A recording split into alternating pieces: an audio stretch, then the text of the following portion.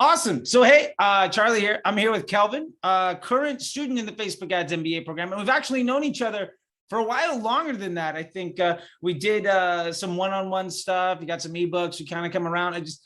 I could try to introduce you a whole bunch, but let me just introduce yourself and, kind of tell me where you came from and what things are going for you now in the MBA program. Sure, Charlie, and thanks for having me for a chat. Listen, I've been in marketing a long time. I'm not a newbie. I've been doing this for over 35 years, but I have struggled for years to get Facebook as a channel to work. And I really think it's because I've been following bad advice. And, a good friend put me onto somebody, that being you, who was kind of out of the ballpark, saying some things that were kind of strange and not really along the lines of all the other advice that I was listening to. And, I'm a drug response guy that tests. So I decided to test some of your ideas, even though they sounded pretty bizarre, actually. And I tested and I was amazed because they shouldn't have worked, and they worked. And so the more I've got into materials that you've had available, the more I've got things to work in Facebook. So obviously it was a no-brainer for me. I'm all about process, was to do the deep dive and find out what's really going on behind the scenes, and how you organize your process, your execution, and make things work on a big scale. So yeah, it's been great for me to be in this program. Awesome. I'm curious, what were those initial things that you did that sounded crazy and they shouldn't work, but absolutely were like, this is great? It was all around targeting, and it was targeting broad with really no other filters involved. And I just, from years of following bad advice, I figured I should have interest targeting. Otherwise, the right people are never going to get to see this. And, there were other things that I completely misunderstood about how the platform works. So I certainly didn't understand that the machine learning platform of Facebook was going to read my ad, even read my creative, and it was going to find and decide who should be seeing it. I didn't understand that at all. So I didn't expect board to work. And I figured I'll blow some money on a test and see what happens. And shockingly, and I was surprised, and a good surprise, that it worked way better than what I was doing. Yeah, that's awesome. I think, broad is one of those like really hot button issues, especially right now with iOS 14 and all these other like big scary things. I think so many people are like, well, no, you got to go interest groups. You got to target these people. And I think one of the things is that people don't understand that interest groups aren't what you think that they are, and that they cost extra.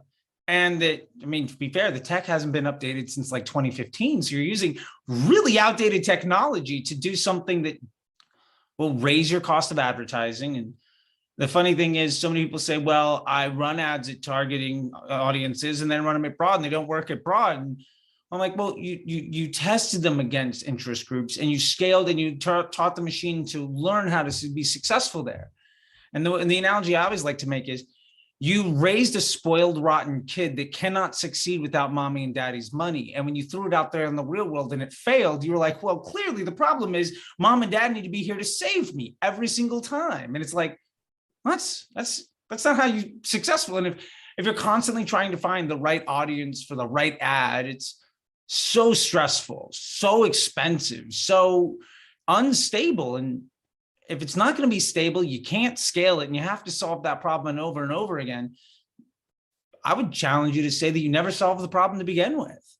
And it's not only so much work, but it's perpetually endless work. Mm-hmm. Because it's like working at the post office. You never, right?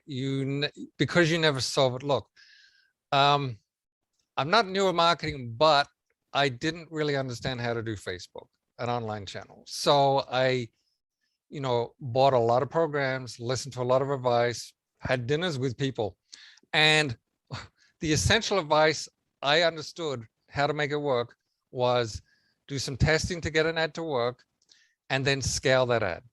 So spend more and more money on it. Now, everybody had a slightly different take on how to do those two things, but ultimately it always fails. It did for me. It does for anybody in, my marketing circle. And that's because, none of us are taking into account how the Facebook machine learning platform actually works. And what I've discovered in working with you and working through your methodical, scientific, structured process is that if you stop fighting against the machine and start to feed it what it needs, then it can deliver to you what you need. Everything changes when you do that. I mean, it's a new world. Yeah, I love, it's a new world, right? It's crazy what success you can have when you start treating your business partners with respect. And that's really what it comes down to, I think. At the end of the day, you're not going to be successful fighting a battle you're going to lose, right? And you get to pick and choose the fights you want to have. And I think the interest targeting and broad is just one of those things that so many people swear by this method that can work for them. And the honest truth is plenty of people are seeing success like that. They're working harder and harder. And the same folks that I see trying to preach finding the audience and all of that stuff, they're the same folks that are complaining about their ad accounts getting shut down and their CPMs rising and Facebook reporting not being reliable and it being really unstable and saying, hey, TikTok's doing all like they're doing everything other than saying, well, Facebook told me to do this. What happens if I actually just give a damn about what my partner says that they want? Right. My background, as you know, is also as a professional copywriter, which I've done for decades. And there's an old adage for copywriters. It's find out what your market wants, then give it to them. And it's literally the same when you're dealing with an ad platform, Facebook or any other ad platform.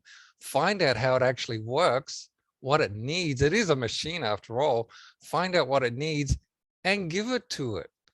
That's the simplest, most straightforward way to make it work. And everything else, these other methods, true, you can get to a certain point, but you end up in a scenario where you're day trading. And I don't know if you've ever actually day traded like real markets, like say futures markets or something like that. I have, because of different clients I've had. I did it just to experience how their product would work. And I'm telling you, it is mega stressful. And in theory, you make money, like that's called paper trading. And with real money, you blow it all. You blow it all, you lose it. It's too stressful. And you don't know what you're doing because it's completely unpredictable. I mean, the parallels with how you should work with Facebook are literally straight down the line the same. You should find out how it works, give it what it wants, takes out the stress, there's less work, you're not checking your phone every 3 minutes, and you're not losing sleep, sweating bullets, and having to tell, your family that you just lost the house. Yeah. No, I love that. I see so many people that are like having to let employees go or cancel vacations or spend hours and hours of the day banging away at a keyboard, but they really don't quite know what they're doing because they won't let Facebook do the job, or they're going out of business. And it's like, I legitimately don't understand how somebody, if they step back and look at it, how are you smarter than the machine that controls its own destiny, that is in charge of its own marketplace? Like, I always say this thing, like, they're looking at billions of users on millions of websites, 24 hours a day, literally trillions of data points to deliver this business objective of a positive user experience to keep people on the platform for longer. And if you don't respect that as your number one objective on this is what my business partner wants, then it's going to be unsuccessful. Like if you're in a marriage and your wife or husband tells you to do, like, I need this from you, and your response is to give them the finger and do whatever you want, it's not going to last.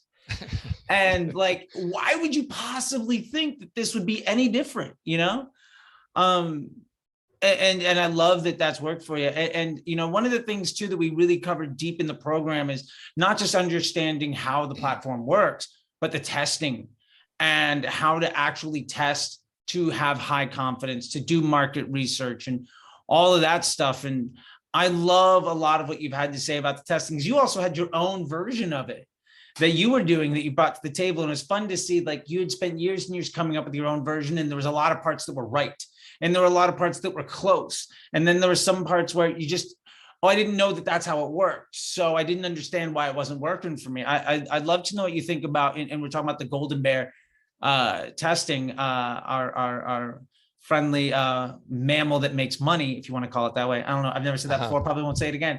But yeah, our branded estimated action rate, and how that works. And I know that that's something you've really enjoyed, and I think it's one of the most powerful things. It really is, because it is a disciplined, methodical, systematic approach that we usually don't like to use the word guaranteed, but in a sense, this is actually guaranteed to produce success, because when you feed the testing system different ideas, concepts, approaches, appeals, hooks, and so forth, and you do it the way that the machine gives you the data you need, you will eventually be led to what's going to work. So as long as you're flexible, as long as you're not married to a concept and that's the way it has to work and you're trying to force it to work. No, instead, you're feeding options to the system and you're testing them, and you're breaking it completely down by components, testing all the components individually, and then putting them back together and letting Facebook do what it's great at, which is to combine all your winning elements into winning versions. You're guaranteed to be successful. If you follow the way it works, you will not be not successful. Only if you're dogmatic in, I know better, and I know my market better than Facebook, and I know what they should be responding to. If you take that approach, you will not be successful. So the great thing about Golden Bear, dynamic creative testing, the way the whole process works together, and including the the completely thorough documentation and the the scientific systematic approach, you can't go wrong. It's follow the process, you will get a good result in the end. And in this business, we're all about delivering something either for our own business or for a client. And they really don't care about anything else but that result. And that's really all we're focusing on, is this is our objective. And we go through a certain number of iterations. We find a winner, and then we continue to improve upon that. So more iterations to beat the winner. That's a control ad versus, up and coming test ads. The process works. Yeah, no, I love it. And there's a couple of things that you mentioned in there, and I'll let you say guaranteed, not me, but absolutely, I'm with you. Because I don't want to be that guy. But what you said a lot in here was great. One is that we're doing market research, and for what it's worth, like, people, you can take my word for it, but I'll ask you this, like, is it nearly as expensive as you thought it was going to be to understand what the system wants? Like, how much legitimately do you feel like you have to spend to get a good read on what it is that you need to do? Well, I'm already bent on realizing it's not going to be expensive, because I had a process I was using which was way less expensive than what other people are doing. Because generally, people will think, I need a certain number of test ads, I need to let them run at $20 a day, I need minimum 3 days, multiplied by however many dozens of ads. That can get pretty expensive. And then at the end, they may not be none the wiser as to what's going to work. When you break things down by components, meaning different elements of an ad and different elements of a creative and copy process, and you use this Golden Bear testing process, you could easily get a good read for on a major project for a couple of $100. Yeah. No, I love it. I love it. No problem at all. And it would be it's all about probabilities in marketing. So it would be a high probability that what comes out the other end is going to not only work, but it is going to persist. It is going to work for months, if not years. Yeah. And I think that's the big point, is that for less budget than you might even give a normal test if you're running like 20 ads. I see so many people like, well, I'm building 10 different versions of an ad or 20 different versions of an ad. I'm testing a bunch of different audiences. They're spending maybe $10 a day or $50 a day or $100 a day for a week or two. And they come out of it with something that, did I get lucky? And then if they did, they come up with maybe a winner. And then they're like, okay, I found one thing that works. My question to them is that going to be so successful that you can pay off all the losses? Like if you're playing, if you're thinking like, all right, all I have to do is buy 1 million lottery tickets, I'm sure to win. It's like, yeah, are you going to make $1 million? Like maybe you win $500,000 on 1 million lottery tickets. You still lost 50% of your money.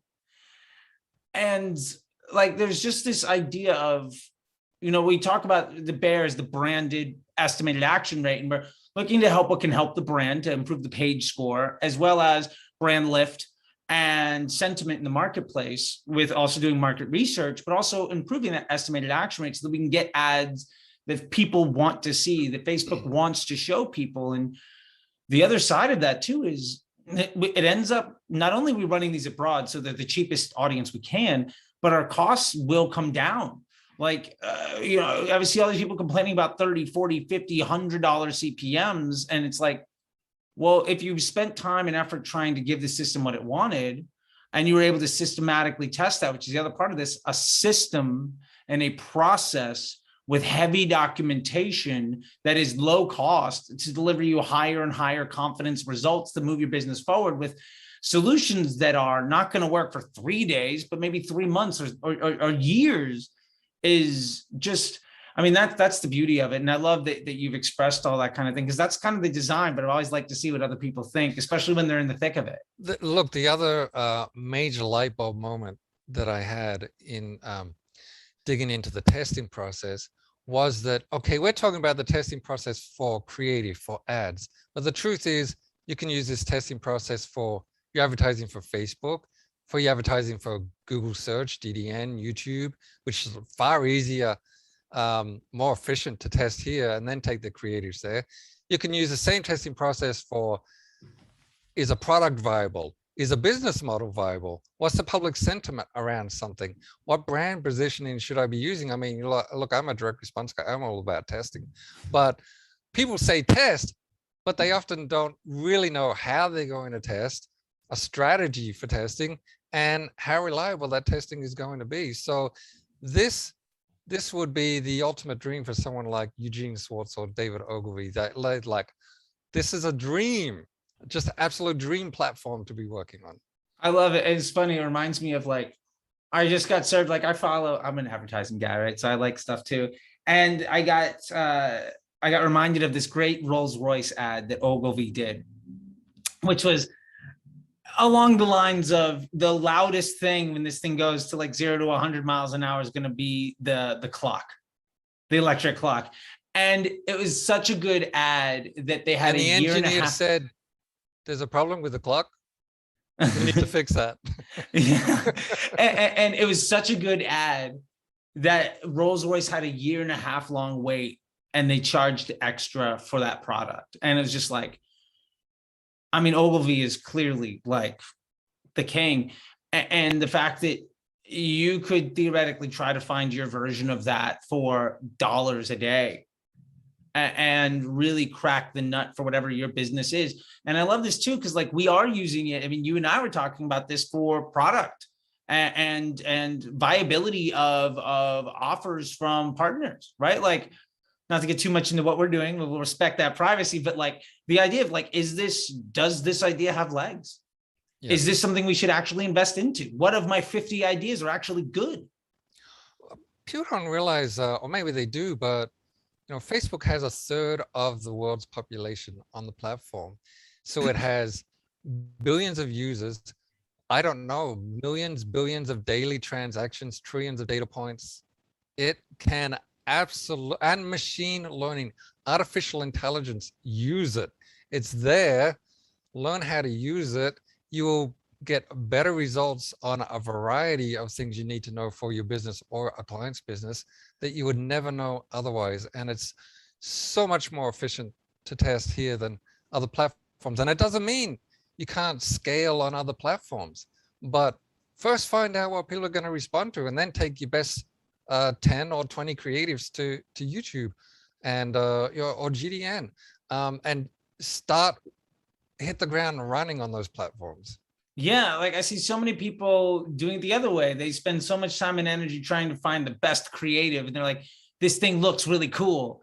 I can't tell you how many times I've spent 100 grand on an ad to get it made, and we lost money. And then somebody shot a video at their phone and it produced $1 million. Like, I mean, quite legitimately, I did back in the day a deal with a member of the Kardashian family to help out with a brand. And it was a 6-figure deal, and we lost half of our money.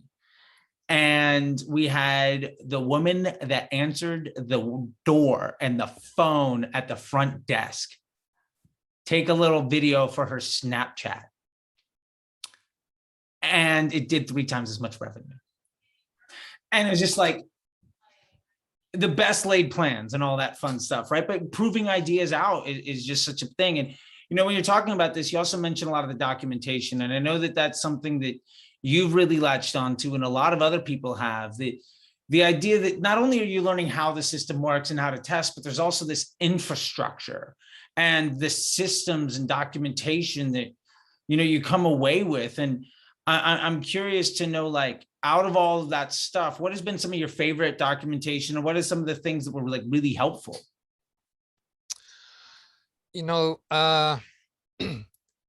what you really want when you do something in business is you want a process that's repeatable. Mm-hmm. Mm-hmm. And a process is only repeatable if you are systematic, methodical, you document it.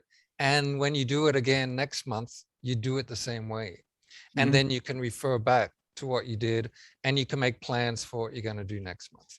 The great thing about the documentation you've got with your process is there's no element not covered and not documented. It's all there.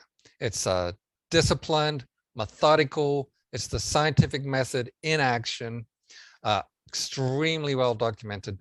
I like everything in the documentation. Okay, fair enough. I like the all best. of it is an answer. I'll take it. You know, but the great thing about let's take the ecosystem ROAS. That's what you call this document, which essentially takes 5-10 minutes a day to update, but gives a view that you can't get inside any ad platform, and it's good for any ad channel, not just Facebook, and it will allow your mind to be in a analytical mode as to what's going on with your business, and it's designed down to the nth degree to make sure that you can compare week over week, month over month, quarter over quarter, year over year, and all variables that could mess with the flow of the data are kind of thought out as to minimize any undue effect from other influences. So you really get this great comparison. Now, with this system, one can be planning. Well, let me put it this way. Instead of putting out fires, you are monitoring if any hotspots are about to come up. Mm-hmm. And you could be dousing the ground with water before anything arrives. Yeah, So that ability to see it before it's happening. You're now proactive instead of reactive. Omni-channel, it's funny what we've been talking about here, and what you mentioned too is this isn't just a Facebook solution. This is learning through the discipline of the Facebook platform, business management and development skills that are applicable across everything. We've been talking about product development and YouTube and GDN and omni-channel measurement for business development and all of these fun things that are way more than just like, well, this is how you scale an ad. Because I like to say, I try to teach people to move mountains, right? Not worry about the pebbles. There's the old saying, don't sweat the small stuff. Like, how do you worry about the $1 million problem instead of patting yourself on the back for solving the $1,000 problem every other week? Like, what are we doing here if we're going to constantly just try to solve the same problem with an unsustainable solution over and over and over again? Like, The thing is, I maybe come to this with a slightly different perspective. You call yourself the Facebook disruptor, which you certainly are, but there's so much more than just Facebook. I believe anybody that understands your process will be more well-trained as a CMO than most CMOs. And the reason for that in my like 3.5 decades in this business and working with some of the great master minds in the business like Jay Abraham, Ted Nicholas, and so forth, is that I'm kind of looking at it from the perspective of the big global picture on how you run a business, not just the marketing, because in my career, I've been the marketing director, but I've also been the CEO, CMO, CTO, CFO, who's given 100 grand and told to go open a market in a foreign country. Just here's the money, report back in a month. And so you look at things from the nitty gritty details, but also the global perspective.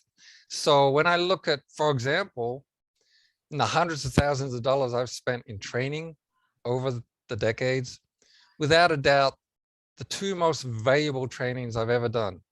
One was with Gary Benzavinga, who's the world's most successful copywriter. It's on record. And with yourself, Charlie, because you have a depth of understanding of digital marketing and the Facebook machine learning platform that's unmatched by anybody I've come across. And with that comes a systematic, scientific, methodical, well-documented process, for me at least, that guarantees a successful outcome if you follow the process. But to me, it's so much more than just Facebook. And that's what I've been absolutely pleasantly surprised with in this program, is that you're really training world-class CMOs. well, thank you. Yeah, I mean, I appreciate that being put in such good company. And that's really the idea, is so many people struggle just to make Facebook look good. And what they forget is, like, your job isn't to make Facebook look good. Like, nobody's making $1 million because Facebook is nice.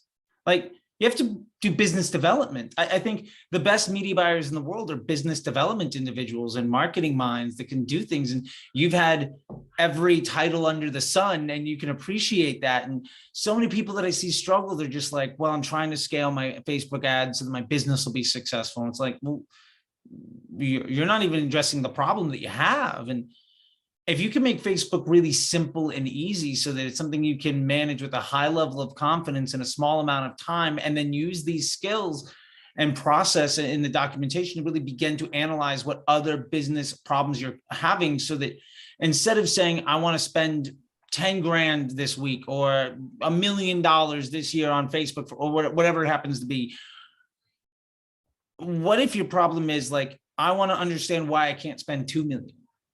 And you solve that problem, because that's infinitely more important than what's the right audience for this ad. Nobody gives a shit what the right audience for this ad is. Nobody cares.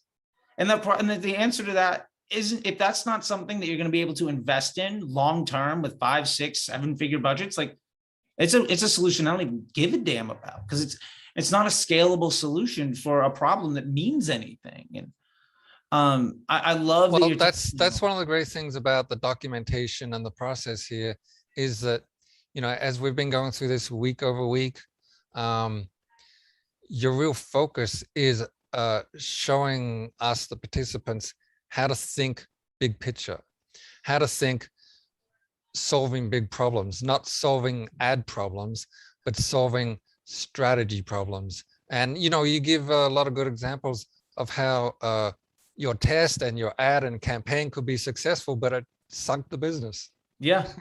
Yeah. And that just comes from years and years. I've been in this for nearly a decade. I've spent, I've driven a couple $100 million, and I've probably made I've spent more millions of dollars making mistakes than most people will have ever the opportunity to. And I've had, drag out fights with really smart people over extraordinarily meaningful amounts of money where I've been wrong half as, just as often as I've been right or more.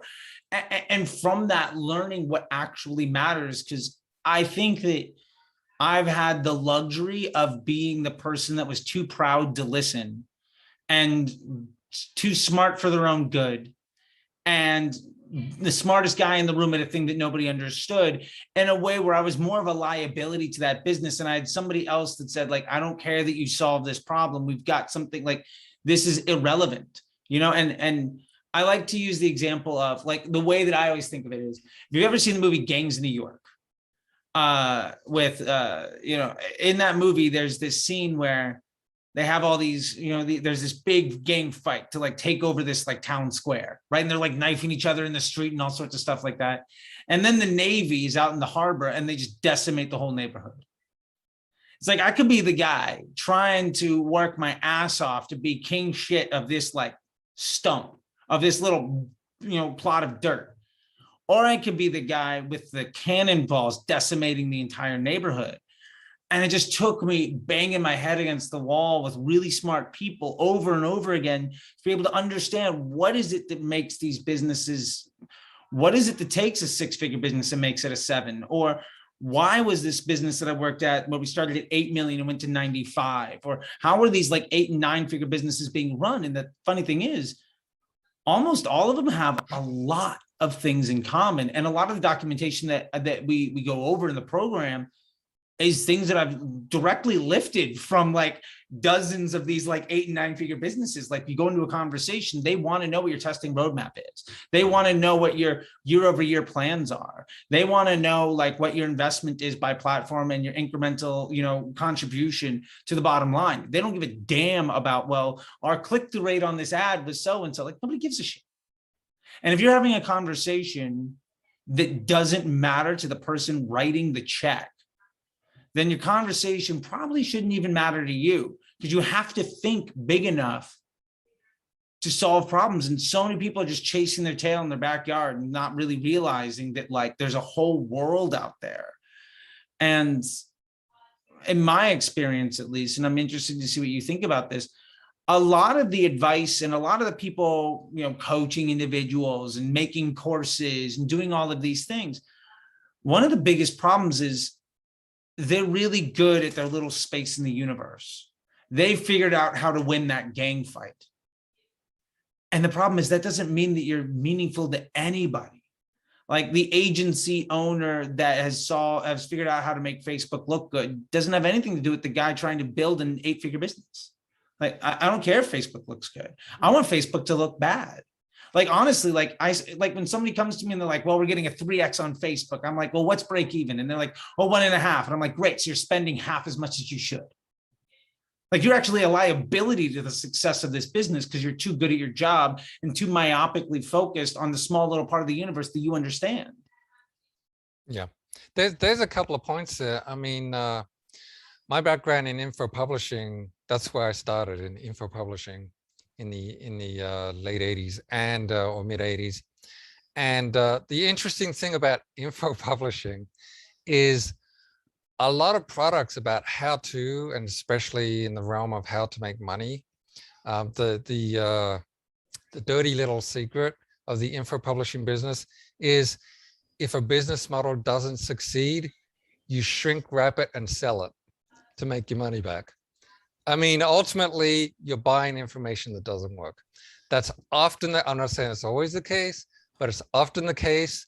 The other dirty little secret about info publishing, about money making, is people have one success. It's a valid success, but it's in a certain context. It's maybe quite a narrow context. So in that context, in that time and space, in that market, with that tactic, it worked.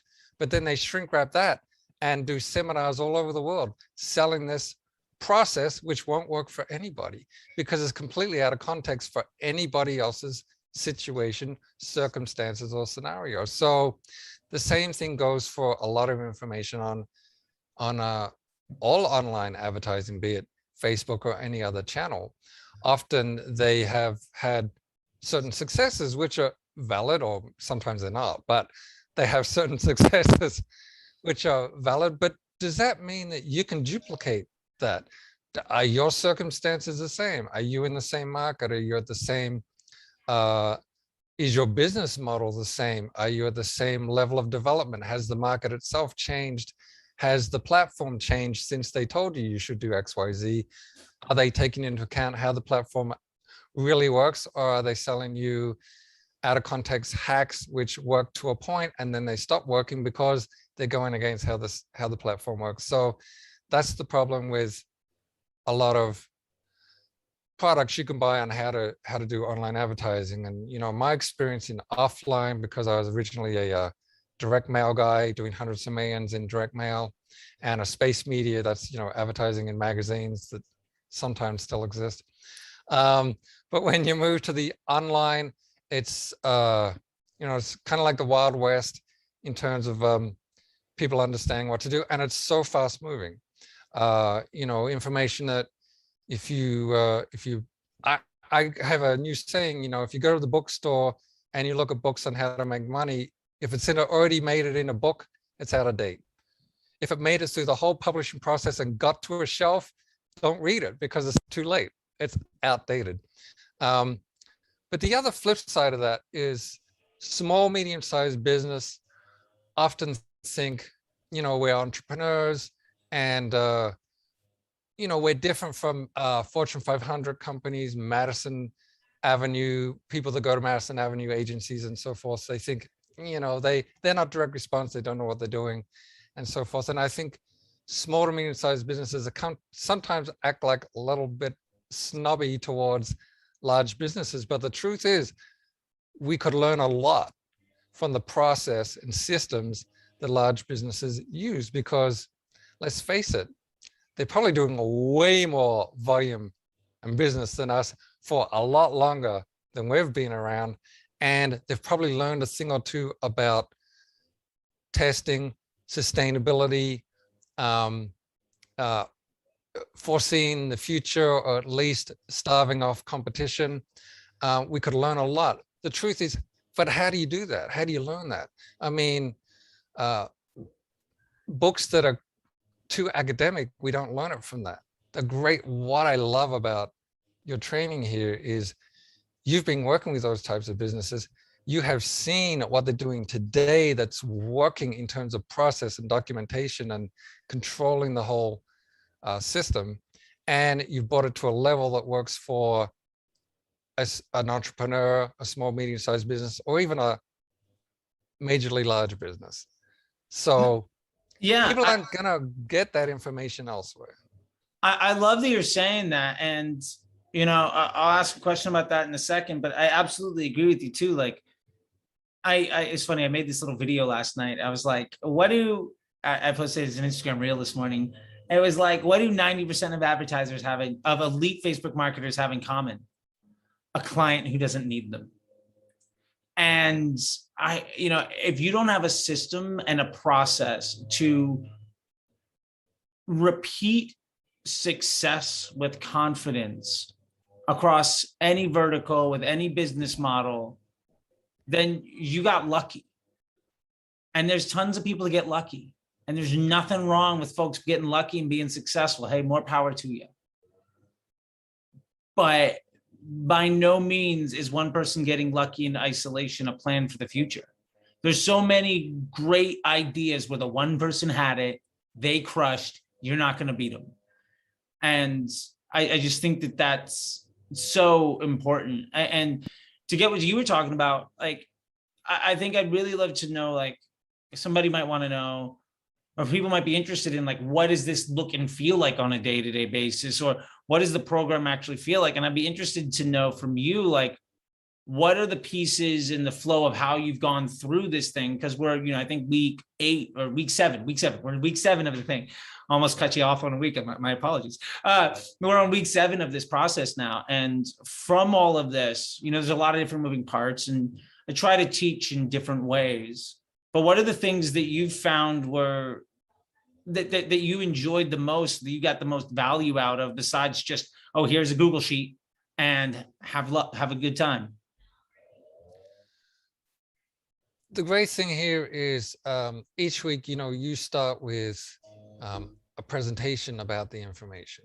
And then there's probably some tools to go along with it. And then, we get to play with it with our own projects. Then there's what I do leading up to the group presentation, which includes a Q&A, is I go through everything and say, is there anything I don't understand? So I'm like a good student. I'm going through everything to figure out, is there anything I don't understand? What questions do I have? So Q&A is awesome because, even the simplest question can be a half-hour answer. Sure. Which is great. I am totally not complaining because there is so much depth, detail, experience, savvy in those answers that it really gives enormous insight. And then, we all get a one-on-one with you. And so rather than this all being theoretical, the rubber has to meet the road. So we go in our own Facebook accounts, regardless of whether we're just starting out or we've got a six-figure account that we're working on. We go in and we do things in our own account.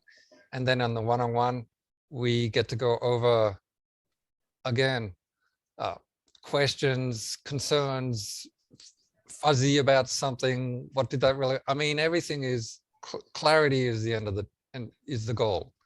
And so what I love about the process is it's like study, but then it's interactive, and the group is great too because everybody asks questions. So they ask questions you didn't even think of, and that's insightful.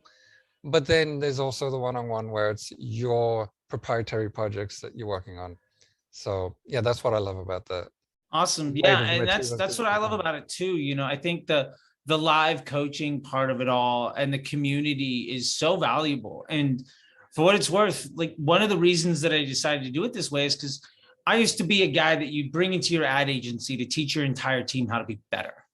That was my business for a while. And part of that was I kept seeing all of these solutions that people had bought into that were pre-recorded lectures. And I was like, all right, I spent $1,000 on these talking heads talking to each other. But none of them were actually the people doing the work. And none of them were actually able to answer my question. And I would reach out to them. And I hear people talk about this all the time, like, oh, I would reach out to so-and-so and so-and-so about whatever. And they wouldn't have an answer, or they didn't care about me, or I didn't get that. It was great to know what one person did in isolation, but what am I supposed to do when that's not exactly my solution? Because even the best advice in the world might, and I try to make this very apparent, is like the best advice in the world might be applicable to 80% of the problems, 80% of the time to 80% of the people. And the best answer for you is to take that and then mold it to the way it's going to work best for you. And what I love about that is the success of the students in every class generally looks a little bit different. There's not a turnkey solution, do this thing, you're going to work. It's do this thing to figure out how you should be thinking about the problem to find the solution that works for the way that you think and the way that you problem solve so that you can repeat this success. And I think that's just something so vitally missing from most of the stuff that I've seen out there, which is one of the reasons why I tried to do this, because I just saw that nobody was having that. And the few folks that did the I'm going to work with you to get there were those folks that had the one success, and they're trying to shrink wrap and export it. And the funny thing is, every couple of months, I see somebody saying, I'm doing a coaching thing, but I don't see them talking about their second class. I see them trying to get one. And I never see anybody saying, well, actually, I really enjoyed it and it was successful for me because of X, Y, and Z, unless it was a business owner talking to another business owner on behalf of their team. And it's two people that never actually did the work, just saying, hey, this was a good investment, which is so far removed from the confidence and practicality that if I'm trying to guarantee anything, is that confidence and practical application of knowledge is something that you will get. But to your point too, if a business model doesn't work, no, there's nothing that's going to fix it. And if your No, the business greatest model is advertising in the fantastic. world won't fix it. Look, the goal of anybody in business should be to build a repeatable and scalable business model before running out of resources, Yeah. before the money runs out, Yeah. Before the before money the runs investors out. run out, before the money from taking out a second mortgage runs out. I mean, you better find a repeatable and scalable business model. And that's the thing. It's not about, I didn't say repeatable and scalable advertising. No, business model, and advertising is part of the business model. And everything that we've talked about so far in this training has been how to use the platform to make the business model work, not how to use the platform to get ad A to work, but to get the business model to work. And all of the optimization, the analysis, the testing roadmap, the testing log, it's all about, it keeps coming back to improving the business model. It all comes back to what's that business's number one objective, and how do you solve for the objective, and what other objectives should we be considering? I mean, you're thinking like a CMO. And essentially, it's if I was to boil it down, I would say it's a systematic process to get whatever it is, whether it's your business, a certain program, to get it to work and to get it to scale. Yeah, I love it. And that's, I think you broke it down entirely. And that's really what this is how do you utilize the world's greatest market research tool to improve your business model so that you can invest in your success in a sustainable, repeatable fashion. And if that's not what you're investing your time and energy into learning and to getting good at, my argument to you is you're probably going to be unsuccessful long-term because you're not prioritizing the core elements of business growth at scale. And I can't tell you how many times, and we were talking about it in today's class, even, I think, where it was before the class, we were in our little chat beforehand, where it was like, I had a client where they were coming to me, they were spending 600 a day at 3X, and they were stoked, but they couldn't sustain it. After about 4 or 5 months, they were coming in at like 3,500 a day at like a 2. But over that time, we had also doubled the LTV and we had gone nationwide with the regional product. And we had done so good that the business owner had to rehire the last team member who was a Facebook rep to basically be his CMO. And then that person didn't understand what we were doing because the business owner had to go out and collect more money because his business model had gotten good. And what ended up happening is because the person that he trusted the business to didn't understand business development, they struggled to make Facebook look better, and it crippled the business. They went from $1.5 million, $2 million a year run rate in media at a profit to struggling to get to $600,000 and $800,000 a year. And that guy had to stop looking for more money and start looking to like, how does he exit his business model? And like, that's the difference, And I love that. The last thing I'd love to ask, just, I appreciate your time. And I know we've been talking about a lot of things, but if there's anything that like you wanted to say or talk about, or anything you want to bring to the table, parting thoughts or whatever, things that we haven't discussed, or something that you really wanted to bring up, I'd love to give you the last word and to give you, the floor to say whatever those things are. Cause I think that, I really value having you in the community. And I think that you're really smart and have a long, successful career. And I appreciate the feedback you get, even in the Slack too, where you're like texting me things and like, your mom is fascinated by things. You're talking about Oren Clough and all these people, and we're having these great conversations that are, as a student of the industry, I really enjoy. And if I could, give you the floor to take us out, man, I would love to hear anything else that you had to say. Sure. I think the only reason any of us are in this game, maybe looking to improve what we're doing, is we're trying to, if you think about it in business terms, we're trying to deliver on an objective. We're trying to do better for ourselves, for our families. We're not necessarily trying to be better at Facebook ads. I mean, we got attracted to Facebook ads because we want to do better for our family. Financially, we want to do better. We want a future that looks better than the past. And it's just like looking at things like a business model. The reason that I've been so impressed working with you, Charlie, is because in the process, there's such discipline. It's methodical. It's the scientific method to the T. It's applying that scientific method to, as you say, the world's greatest research platform, which people have to get out of their mind that Facebook doesn't work anymore. The only reason Facebook doesn't work anymore is because people are not using the machine learning platform the way the machine learning platform works. If you start using it the way it works, it will deliver to you what you train it to deliver to you. But that isn't an overnight thing. That's understanding, which you do on a very deep level, how the machine learning works. That's from years of working actually with the engineers at Facebook and spending so much of other people's money, which would be fun. It can be stressful too, but yeah. And stressful. Fun when it works.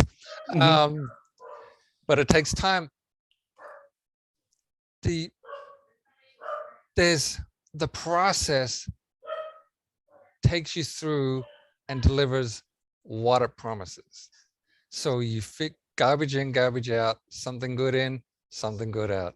So I would say, if that's somebody's goal, is to have their business do way better, to maybe certain goals that they have for themselves, maybe a new business or the expansion of an existing business. If that's the goal, understand that this training is not just Facebook and it's not just one platform. It's literally elite level CMO training, Chief Marketing Officer training, which can be used for your own business, or any other business would fall over backwards to hire somebody who understands how to pull this off, because not that many people know how to pull it off. So yeah, for me, and you know, my background, 35 years in the business, marketing director, copywriter, running startups all over the world, doing, you know, direct response campaigns for dozens of verticals in hundreds of millions of dollars. I'm enlightened. I'm totally enlightened, and I'm sold on process because I love process. Process works. Process is repeatable and persistent and delivers a result like a machine, because you're dealing with a machine. If that's what people want, then, you know, you found what you're looking for. Well, I mean, clearly you're a gifted copywriter. Those are just such fine words and such a nice thing. I really appreciate it. I don't know how long we were intending to be on these things. I always really enjoy talking with you. I appreciate your time, and I'll let you go. I want to thank you for being a part of this, and you know, being a part of the community that we have and we're developing with having great minds. And it's great to have just such a diverse group of individuals. I think in the class right now, we've got, you know, people from all over the world, men and women of all ages and experiences levels that are all trying, they're all coming with different skill sets, you know, and we have some people just starting out, but they're trying to change the rest of your life. You know, we've got people that, like you, that have been in the business a long, long time, that are trying to master a discipline. And there are other folks that are spending, you know, $8,000, $10,000 a day. They're kind of quiet about what they're doing, but they're absolutely destroying things. There's people from, you know, England and Dubai and India. Just, I've been in this business long enough to know how valuable it is to not be alone. And having somebody like you in that community, I think, is tremendously valuable, and I really appreciate it. And with that being said, there's some dogs barking at the door, so I'm sure I got to go here in a minute. But I just want to say thank you very much, and I really appreciate it. And I'm looking forward to the success we're both really enjoying here. And thanks a lot, man. I really appreciate it. No, thank you. Thank you, Charlie. All right. Well, I'll let you go. And you enjoy, well, it's Thursday afternoon at this point in time, they're recording this. Well, for me, at least in LA, it's probably not 2 p.m. where you are, but I appreciate your time. Thank you very much, man. And give my best to your mom in Australia. I love that she just loves hearing these stories. It Yes, absolutely. cracks me up every time. I'll talk to you later. Okay.